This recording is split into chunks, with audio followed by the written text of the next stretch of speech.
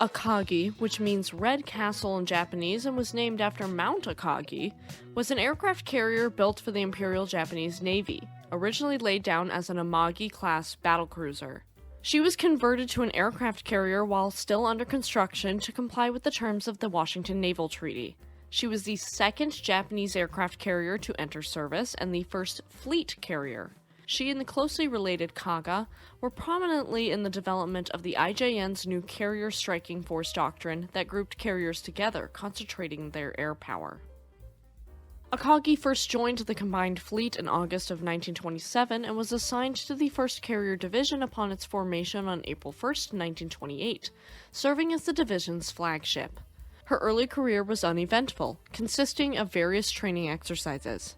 From December 10, 1928 to November 1, 1929, the ship was captained by Isoroku Yamamoto, future commander of the combined fleet. Akagi was reduced to second-class reserve status on December 1, 1931 in preparation for a short refit in which her arresting gear was replaced and her radio and ventilation systems were overhauled and improved. After a refit, Akagi became a first-class reserve ship in December of 1932. On April 25, 1933, she resumed active service and joined the 2nd Carrier Division and participated in that year's Special Fleet maneuvers. At this time, the IJN's carrier doctrine was still in its early stages. Akagi and the IJN's other carriers were initially given roles as tactical force multipliers supporting the fleet's battleships in the IJN's decisive battle or Kantai-Kessen doctrine. In this role, Akagi's aircraft were to attack enemy battleships with bombs and torpedoes. Aerial strikes against enemy carriers, beginning around 1932 or 33, were later deemed of equal importance, with the goal of establishing air superiority. The essential component in this strategy was that the Japanese aircraft needed to strike first with a massed, preemptive aerial attack. The attack on Pearl Harbor is exactly what they wanted every single time. Akagi went back in for another refit to lengthen her flight decks and modernize the ship on November 15, 1935 at Sasebo Naval Arsenal. If you are enjoying the video, make sure to subscribe, leave me a like, and let me know down in the comments section. Akagi's modernization was completed on August 31, 1938. She was reclassified as a first reserve ship on November 15th, rejoining the 1st Carrier Division until the next month. She did participate in the Second Sino-Japanese War, and these experiences shaped the IJN's carrier doctrine. Therefore, the IJN formed the 1st Air Fleet, or Kido Butai, in April of 1941 to combine all of its fleet carriers under a single command. The IJN centered its doctrine on airstrikes that combined the air groups of entire carrier divisions rather than individual carriers. This doctrine of combined massed carrier-based air attack groups was the most advanced of its kind in the world. The IJN, however, remained concerned that concentrating all of its carriers together would render them vulnerable to being wiped out all at once by a massive enemy air or surface attack. So, the IJN developed a compromise solution so the fleet carriers would operate closely together within their carrier divisions, but the divisions themselves would operate in a loose rectangular formation, with approximately 7,700 yards separating each carrier. The Japanese doctrine held that entire carrier air groups should not be launched in a single-massed attack. Instead, each carrier would launch a deck-load strike of all its aircraft that could be spotted at one time on each flight deck. Subsequent attack waves consisted of the next deck-load of aircraft. So, the 1st Air Fleet air attacks would often consist of at least 2 massed waves of aircraft. The 1st Air Fleet was not considered to be the IJN's primary strategic striking force. The IJN still considered it to be a part of the Kantai-Kessen centered on battleships. Akagi would be the flagship for the 1st Air Fleet until her sinking 14 months later. Spoiler alert. In preparation for the attack on Pearl Harbor, Akagi was anchored at Ariake Bay in Kyushu starting in September of 1941 while her aircraft were in Kagoshima to train with the other 1st Air Fleet air units preparing for Pearl Harbor. Once preparations were done, Akagi assembled with the rest of the 1st Air Fleet at Hidokapu Bay in the Kuril Islands on November 22, 1941. The ships departed on November 26, 1941 for Hawaii. We do have a full episode on the attack of Pearl Harbor itself if you are interested, but we will briefly cover Akagi's role in it. Akagi and 5 other carriers from a position 230 nautical miles north of Oahu launched 2 waves of aircraft on the morning of December 7, 1941. In the first wave, 27 Nakajima B-5N Kate torpedo bombers from Akagi torpedoed the battleships Oklahoma, West Virginia, and California, while 9 of the ship's Mitsubishi A6M-0s attacked the airbase at Hickam Field. In the second wave, 18 Aichi D-3A Val dive bombers from the carrier targeted the battleships Maryland and Pennsylvania, the light cruiser Raleigh, the destroyer Shaw, and the fleet oiler Neosho, while 9 Zeros attacked various American airfields. One of the carrier's Zeros was shot down by American anti-aircraft guns during the first wave attack, killing its pilot, while 4 D-3As were shot down in the second wave. In addition to the aircraft which participated in the raid, 3 of the carrier's fighters were assigned to the cap. One of the carrier's Zero fighters attacked a Boeing B-17 Flying Fortress heavy bomber that had just arrived from the mainland, setting it on fire as it landed at Hickam, killing one of its crew. In January of 1942, together with the rest of the 1st and 5th Carrier Divisions, Akagi supported the invasion of Rabaul in the Bismarck Archipelago, as the Japanese moved to secure their southern defensive perimeter against attacks from Australia. She provided planes for the initial airstrike on Rabaul on January 20, 1942. The 1st Carrier Division attacked Allied positions at nearby Kavieng the following day, of which Akagi contributed 9 A6M-0s and 18 D-3As. On the 22nd, Akagi's D-3As and Zeros again attacked Rabaul before returning to Truk on January 27th.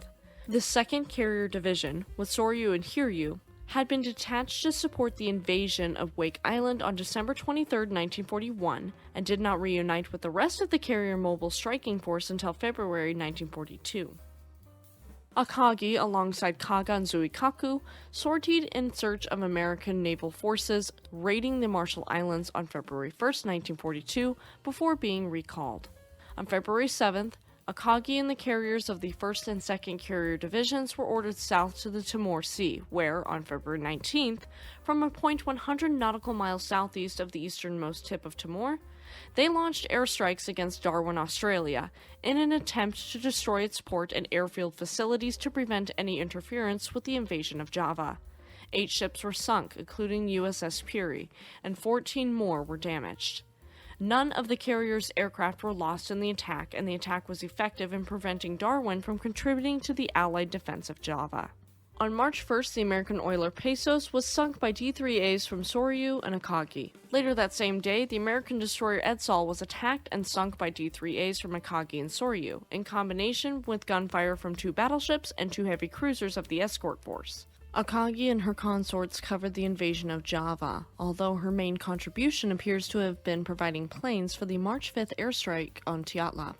This group was very successful, sinking 8 ships in the harbor there, and none of Akagi's aircraft were lost. Most of the Allied forces in the Dutch East Indies surrendered to the Japanese later in March. The Kido Butai then sailed for Staring Bay on Celebes Island to refuel and recuperate. On March 26th, Akagi set sail for the Indian Ocean raid with the rest of the Kido Butai. The Japanese intent was to defeat the British Eastern Fleet and destroy British air power in the region in order to secure the flank of their operations in Burma. On April 5, 1942, Akagi launched planes in an airstrike against Colombo, Ceylon, which damaged port facilities.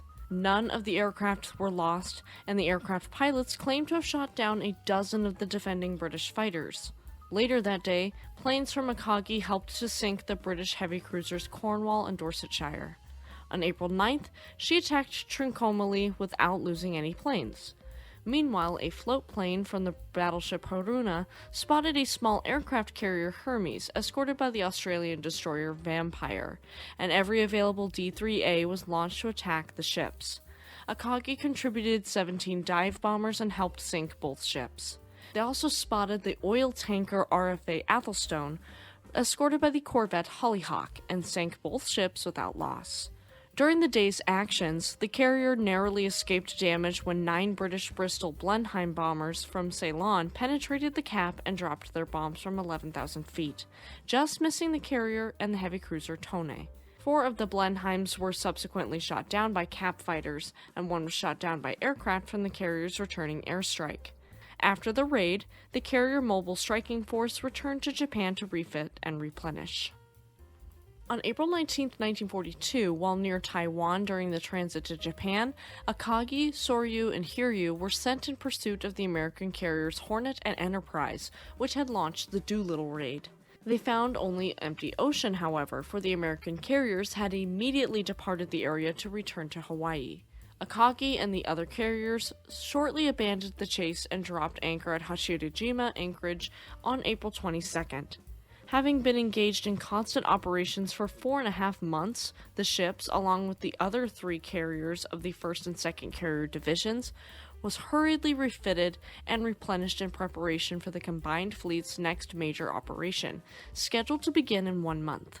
The 5th Carrier Division, with Shokaku and Zuikaku, had been detached in mid-April to support Operation Mo, resulting in the Battle of the Coral Sea.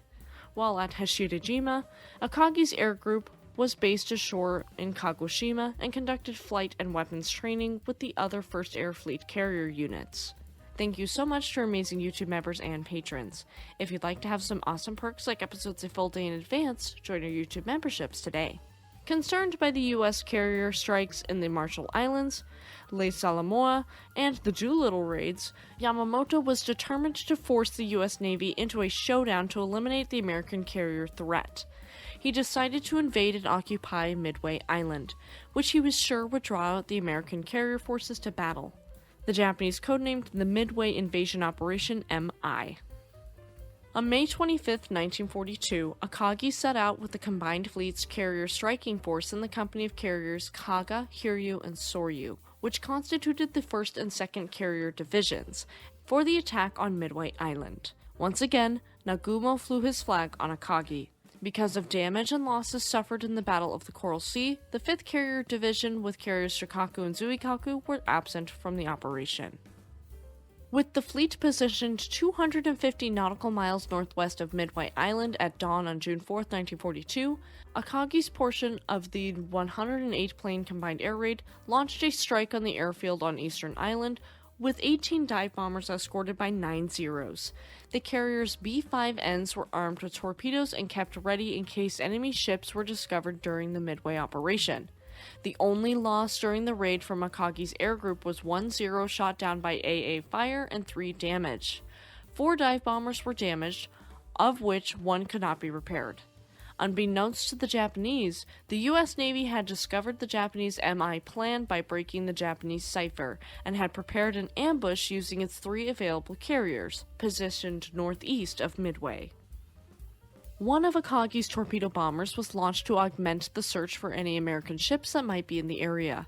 The carrier contributed 3 Zeros to the total of 11 assigned to the initial combat air patrol over the 4 carriers. By 7 a.m., the carrier had 11 fighters with the cap, which helped to defend the Kido Butai from the first U.S. attackers from Midway Island at 7:10 a.m.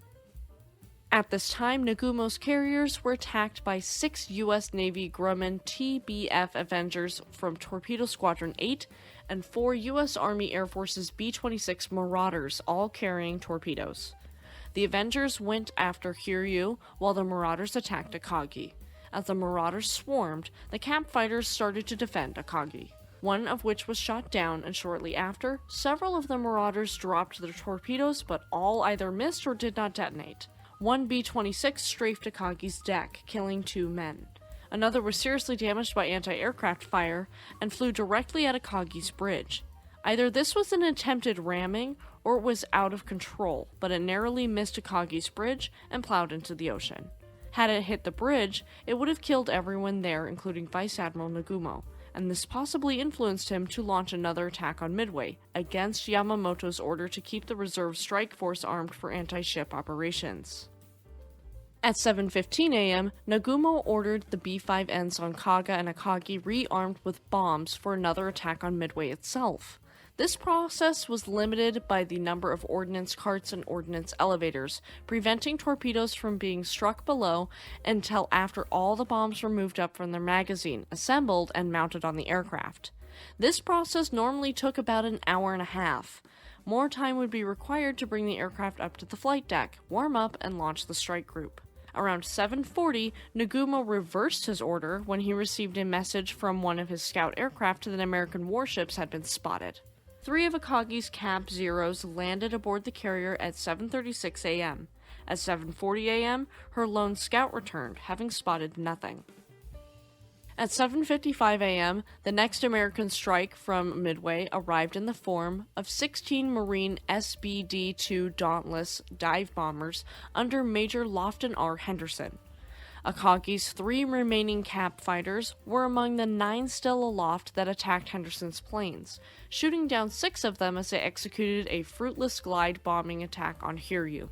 At roughly the same time, the Japanese carriers were attacked by 12 flying fortresses, bombing from 20,000 feet. The high altitude of the bombers gave the Japanese captains enough time to anticipate where the bombs would land and successfully move their ships away. 4 B-17s attacked Akagi but missed with all of their bombs.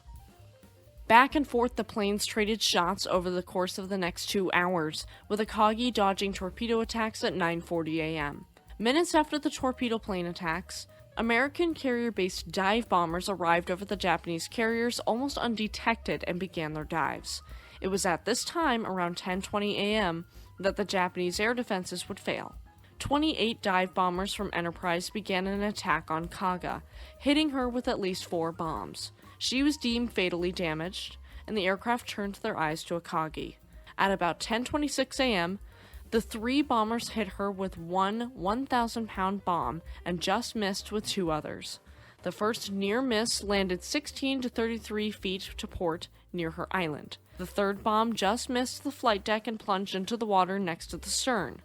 The second bomb landed at the aft edge of the middle elevator and detonated in the upper hangar. This hit set off explosions among the fully armed and fueled B-5N torpedo bombers that were being prepared for an airstrike against the American carriers, resulting in an uncontrollable fire. At 10:29 a.m., the captain ordered the ship's magazines flooded.